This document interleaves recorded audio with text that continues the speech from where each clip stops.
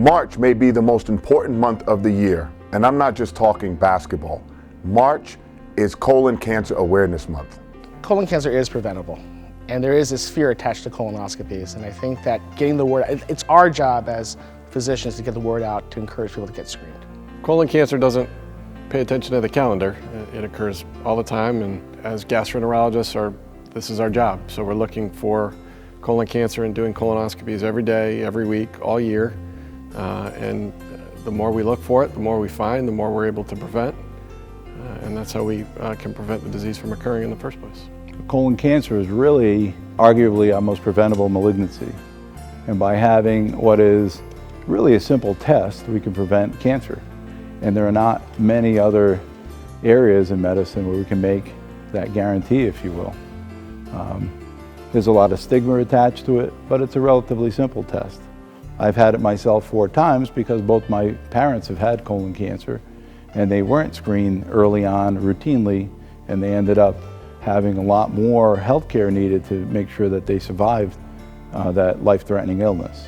A lot of times people think that if they don't have symptoms, they don't have problems, it's not something they need to do. But it's unfortunately one of those diseases that doesn't usually have symptoms, or when you get them, it's too late. And so if you can sort of get over the initial hurdle to come in and get it done, it's an important procedure, and we take it very seriously, and it's our job to educate the community and do the procedures and try to prevent cancer from occurring in as many people as possible.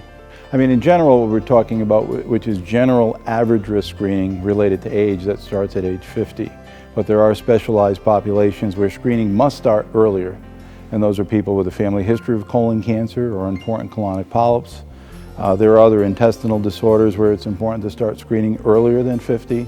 So I think it's important and incumbent upon the primary care physician and the patient to exchange that knowledge so that they can get in and get the test at the appropriate time.